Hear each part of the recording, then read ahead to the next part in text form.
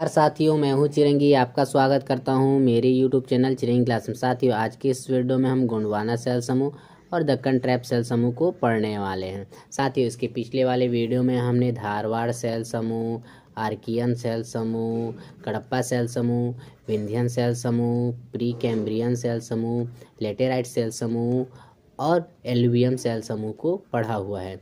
यदि आप इन सारे के वीडियो को देखना चाहते हैं तो आप हमारे YouTube चैनल के प्लेलिस्ट में जाकर देख सकते हैं। तो चलिए बिना देरी के क्लास की शुरुआत कर लेते हैं। चलिए गोंडवाना सेल समूह को देख लेते हैं कि यहाँ से आपके ऐसे कौन कौन से की पॉइंट्स बनते हैं जो आपके एग्ज़ाम के पर्सपेक्टिव से इम्पोर्टेंट है। तो गोंडवाना सेल समूह का जो सबसे पहला की पॉइंट बनता है इसके निर्माण से, कि गोंडवाना सेल समूह का निर्माण किस प्रकार हुआ है। तो गोंडवाना सेल समूह का निर्माण आपको नदी, वनस्पति और जीव जंतुओं के अवक्षेप या निक्षेपण से हुआ है या इन्हीं से हुआ है। दूसरा बिंदु यहाँ से याद रख सकते हैं कि गोंडवाना सेल समूह की प्रकृति कैसी है। तो गोंडवाना सेल समूह की जो प्रकृति मुख्यतः आपको देखने को मिलेगी कि यह एक परतदार चट्टानें हैं, तथा इसके अलावा यह भी देखने को मिलेगा कि जीवाश्म युक्त चट्टान है, अर्थात कहने का सेंस यह है कि इसमें जीवों के अवशेष पाए जाते हैं। एंड तीसरा बिंदु यहाँ से यह याद रख सकते हैं कि गोंडवाना सेल समूह में कौन कौन से खनिजों का भंडारण रहता है। तो गोंडवाना समूह में मुख्यतः आपको कोयले का भंडारण देखने को मिलेगा। एंड लास्टली यहाँ से यह याद रख सकते हैं कि गोंडवाना सेल समूह का विस्तार हमारे छत्तीसगढ़ में कहाँ कहाँ पर हुआ है। तो गोंडवाना सेल समूह के विस्तार को हम 3 भागों में डिवाइड किया गया है। पहला भाग को जो डिवाइड किया है उसे कहा जाता है अपर गोंडवाना, दूसरे भाग को मध्य गोंडवाना एंड तीसरे भाग को कहा जाता है लोअर गोंडवाना। चलिए अब एक एक भाग को बारीकी से पढ़ लेते हैं। पहला देखते हैं अपर गोंडवाना सेल समूह। अपर गोंडवाना सेल समूह से आपको जो पहला की पॉइंट याद रखना है कि इसका विस्तार कहाँ से कहाँ तक हुआ है।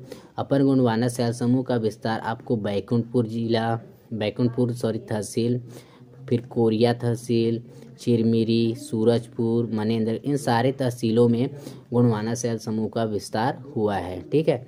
और यहाँ से एक अन्य पॉइंट यह भी याद रख सकते हैं कि बैकुंठपुर, कोरिया, चिरमिरी, सूरजपुर, मनेन्द्र, इन सारे जगहों से जो कोयले का उत्खनन होता है वह किस क्षेत्र के अंतर्गत रखा जाता है, तो उसे जबलपुर और महादेव के क्षेत्र में रखा जाता है।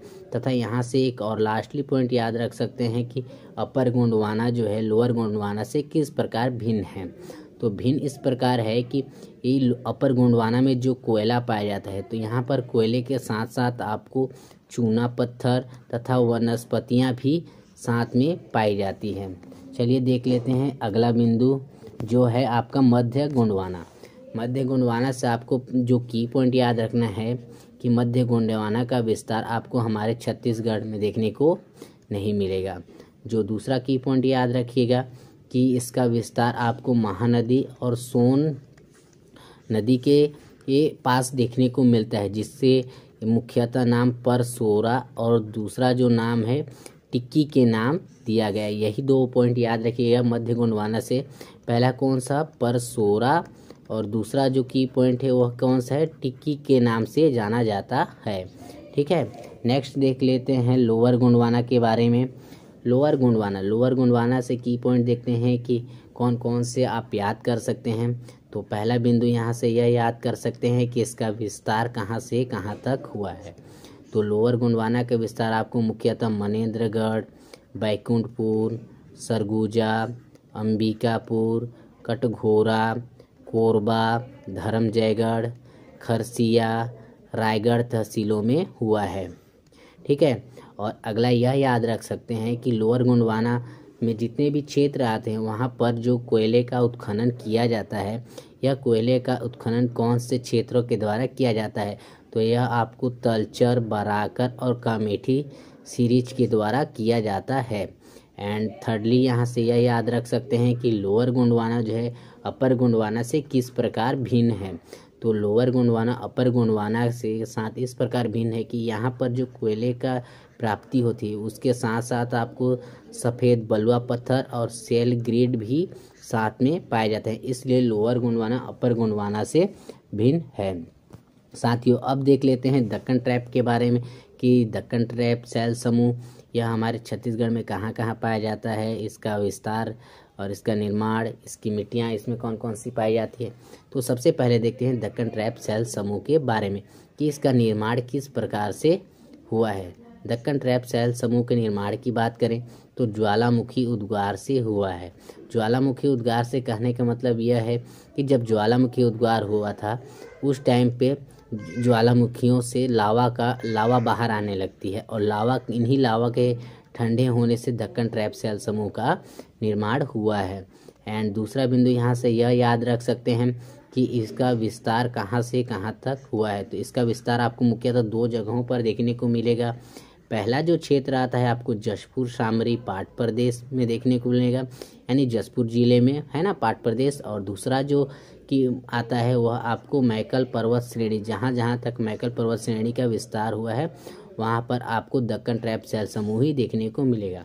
एंड तीसरा जो बिंदु यहाँ से याद रख सकते हैं कि दक्कन ट्रैप शैल समूह में कौन से खनिज का भंडारण रहता है।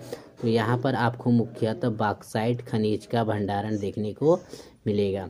तथा चौथा बिंदु यह भी यहाँ से याद रख सकते हैं कि दक्कन ट्रैप शैल समूह के ही अपरदन यानी छेपड़ से ही कहा जाए तो काली मिट्टी का निर्माण हुआ है। किसका? काली मिट्टी का निर्माण। और यह काली मिट्टी से आपको मुख्यतः पता होगा कपास की खेती जो है सबसे ज़्यादा की जाती है। साथियों ये रहा आज का सेक्शन, आपको कैसा लगा कमेंट सेक्शन में कमेंट करके ज़रूर बताइएगा।